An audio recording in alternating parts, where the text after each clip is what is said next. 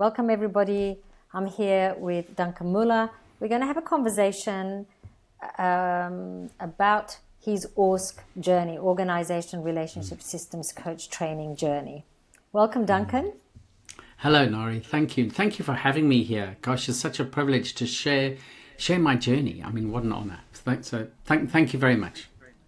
I really appreciate you giving this time and, talking to the community who are intrigued by the training itself and also want to hear from you.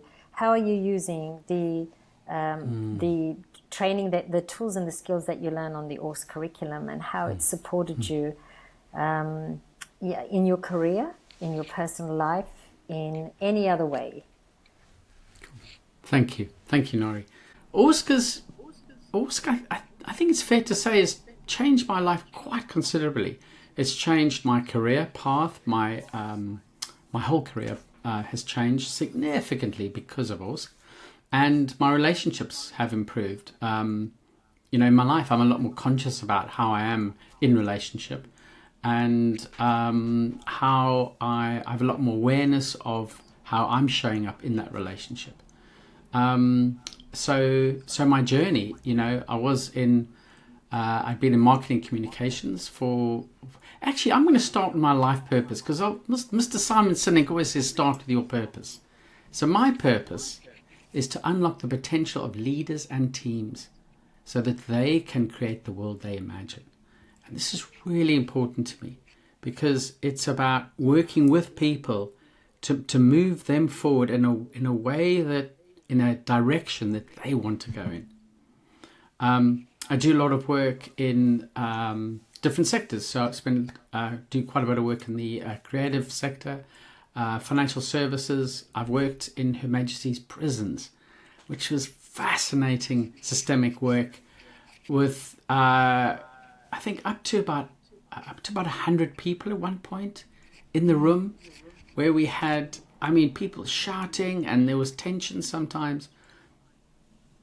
A little bit challenging, but the ORSC tools really gave myself and my colleagues the means, the skills to be able to navigate even these very challenging situations. And this, I suppose, draws me on, leads me on to why ORSC. So I worked in marketing and communications for over 20 years, and I reached a point where I wanted to find something new. I found coaching, which, one-to-one coaching. I went to a school for that and started practicing. But for me, the real power lay in when I found ORSC. I heard about this thing, ORSC. Heard about it. What is ORSC? I was curious. And I wanted to find out. I joined the ORSC UK community.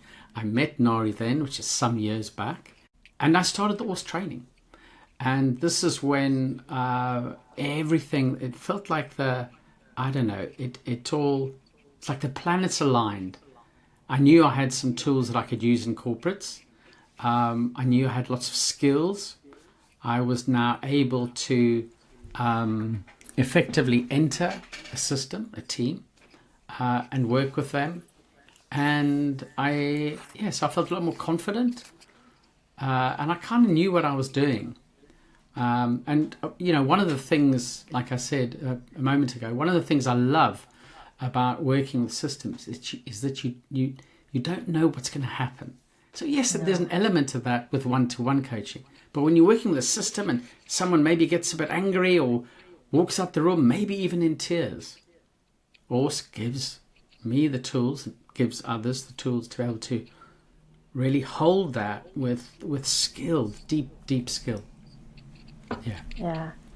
Yeah, I agree that it does give you the guardrails as to how you're going to do it, but also empowers you to know that all human systems have this emotional flow, and how you stay grounded while the human systems, the teams, families are experiencing and allowing that. And as you said, even going back to, the prison work that you did, again, for us as coaches, yes, of course, we were doing something and the system got something, amazing out of it. But the level of empathy that it creates in us, knowing that in difficult situations, in frameworks that there isn't much movement, it's very structured. Still, those temporary interventions, which may give temporary relief, emotional relief and expression, means that the system then opens up to something else. And I think what I was there, I was a super assistant. What I noticed from that experience was how the communication within that 100 people softened. And we don't know what happens after we left, after we leave. And so, Duncan, I just want to bring you back to, you're obviously now a front of the room leader. And for ORSC trainers, for ORSC, for those of you who are interested in ORSC, that means that Duncan is one of the 120 leaders who lead the organizational relationship systems coaching training. That's where you are now. I don't know, it's been a 5-year or a 6-year journey. I can't remember how long your journey has been. Yeah, it's been something like that. I think, 5 years, coming up for 5 years, I think. Yeah, absolutely. Yeah. Or maybe it's more, but yeah. And really kudos to you, for 5 years having developed mastery, gone through the curriculum and then certification, and applied all these tools and skills in many, many different teams with many different organizations, to then also become front of the room leader, leading the training. Sorry, you go. No, I was going to say it's a fabulous journey. We should be all celebrating. Yeah, absolutely. I mean, CRR has been just a fantastic partner. Maybe is the word. Throughout these last 5 years. After doing when I was going through the ORSC series, I really ensured that I assisted after every course that I did. I'd contact you, Nairy, wouldn't I? And this sort of Sunday or Monday afterwards, say, please sign me up to the next one. So that's something that really helped me, assisting on all the courses. And then absolutely went straight into certification, which really helped build up my confidence, excuse me, even further. And, throughout this process, I'd admired front of room leaders. I was like, wow, what's the magic that they're creating? How do they do that? How do they lead with seemingly one voice? Like, how do they do this magical thing that they do? And I sort of looked on them with such respect and awe, I think is the word. And then basically I was fortunate enough that there was an opportunity. CRR was looking for more front of room leaders. And I thought, now is the time. So I applied and went through the audition process, and I was successful. And it's been a few years now, and I lead some of the courses. The interesting thing is that when we lead these courses, we learn so much, don't we? Like, even though we're going through the same content, they're different people, they're different challenges, and they're different things. We are learning about the work, about the tools. We're also learning about ourselves individually, and we're learning about ourselves in relationship, don't we, Nairy? When we kind of front of room leading together. Program that we're delivering, but each one of the tools, the response, the experience, a simple tool like the third entity, which is mind-boggling, not even that simple. The third entity is very different in the context of 5 years ago to the context of now. So we are always aware of what's going on in the communities that we are delivering these courses, or in the countries, and bringing that in. But Duncan, I want to just take you back, because I remember that yes, of course, the ORSC trainings, and I'd love to talk about the courses that you're leading, and maybe we can give a little conversation around each one of the modules. But I also remember that you, on the ORSC training, met a colleague, and the two of you were doing so many things together. And that is something that we really need to highlight. And I guess Lots of other places you go on a course, you meet someone, you become friends, and you do work together. And ORSC is particularly good at that, because everything we do is about relationship, and you don't know who you're going to meet on that course, and boom, you have this amazing magical relationship. Yeah, it was wonderful. It was I felt so honoured. We kind of met on the course, and interestingly enough, the person that you talk about, Nairy, this person is very different to me, and I was quite surprised, in fact, that we had this conversation, and I was like, yeah, let's do some work together. What was amazing is, I think really that difference in how we lead was actually a key reason for the success of the partnership. So we've, I was able to co-lead with her. I pulled her into some of my clients, and she pulled me into some of her clients' work. So we're each able to support each other in securing work. So part of all those conversations that happened prior to the work. And then obviously co-leading together, and then, the debriefs afterwards. And of course, throughout that, we're learning, we're at the same journey, we're in the same space together. So we're learning from each other. How do we do this thing? And we're bringing different skills to the design process. Which tool do we use? Do we use that tool or this tool? So it's lovely. It was wonderful to have somebody bouncing off my thoughts and kind of agreeing and disagreeing and kind of having all those conversations. And learning together through the process. And of course, as you're learning, through that, you're doing the work, and you're earning some money. You're bringing some of that money, and you getting that return on the investment, which is let's be fair, is quite pleasant as well. It is. It's not like a skill that you just the skills and the tools of ORSC, you just put them in the cupboard. They definitely help with all the work that you do, and I love the fact that you brought in the return on investment. A lot of people who come in are a bit nervous about, I'm spending all this money, but what am I going to do? How am I going to recover the money? But it is, for those of us who have been practicing it, we do know that it is an investment, and it is an investment that you get your money back many, many times. I think one of our colleagues mentioned one of the tools, Land's work, which is introducing geography. And I think 5 months or 3 months after the training, they had already used it about 20 times, and we did a calculation that was definitely a lot of return on investment on that tool. It's a tool that all of us use, deep democracy process, even the idea of third entity on ourselves or working with our clients. ORSC tools are not something that are just going to sit on the shelf. They're definitely going to help you in your family and in your work. Yeah. Absolutely. So there's something about growing yourself, your skills, your kind of life, relational skills, like in your life, with your partner, with your children, with your friends. But then yes, as you say, Nairy, like the day rate of coaching is such that it's, if you're serious about this work, you can recover that investment quite quickly, actually. Yeah. So go for it. It's kind of what I'm saying. Yeah, go for it. And you know what?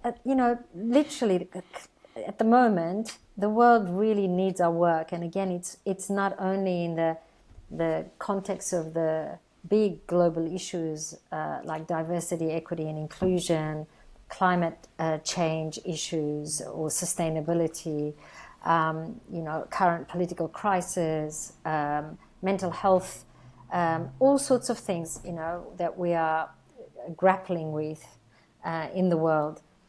These tools and skills are also very applicable to lots of corporate and commercial and business environments. People know what they need to do. Everybody in a team, everybody at work knows what they need to do and how they need to behave, and what makes us a high-flying team, a high-performing team. But the actual behaviors that need to accompany that wish requires a little bit more effort. And that's our job. Our job is actually to bridge that gap. What we want how we want things to be, we're actually capable of making them happen. And that's what we do with ORSC. So it is, I keep looking around because I'm at Moorgate. It's applicable everywhere. Of course. It's applicable when you get on the bus. It's applicable walking your dog. It's certainly applicable when you may be feeling a bit of conflict with your partner. And it's very, very, applicable working in pairs. When you're actually coaching pairs, coaching teams as well. That's where I spend a lot of my time, although I'm also coaching some couples now. But yeah, this stuff is about having an impact in the world beyond as well, right? So when we do this stuff in a corporate, it's about really impacting the world. It's about making a difference out there in the world as well. Now I'm intrigued, Duncan. Can you give me like one or two examples of the teams that you're working with, and maybe one or two examples of some issues that come up in couples and how you work with them? Yeah. So thinking of a couple that I'm currently working with, they are, feels like they're stuck in, there's a bit of role nausea. There's some roles in this couple that are quite entrenched, and there's a change that's wanting to happen.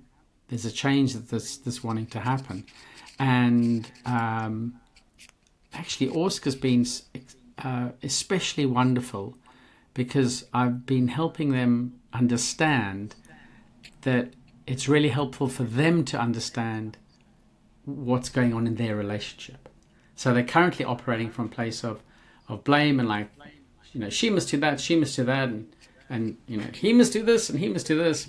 And so there's a lot of like finger pointing, there's a bit of blaming, and actually they can carry on doing that forever. But if they take a relationship lens that ORSC gives us, all those tools and the skills, they can actually understand like what wants to happen within the relationship. It's a far more helpful, productive place to focus one's attention. It's like, what is wanting to happen in that space? So this is fascinating. They're a current client of mine, and so that's fascinating, helping them see the value of focusing on the relationship, helping them to improve their communication, their listening skills as well. So important. And a lot of the skills that a lot of the work I'm going to be doing with them also will be focusing on intelligence, some of the intelligence exercise. There've been some shifting roles within the team. So a lot of the work that we've been doing is with them is around the vision, like who are we, what's next for us, what's our direction. So a lot of work that I've been doing with them. Yeah, just really want to, and love that about you, that you bring that joyfulness and that ease and that playfulness. You really use your body. Again, I've seen you do that in the virtual platform as well, and so you give again as a team leader, as a team coach, you give permission for people to bring in all aspects of themselves.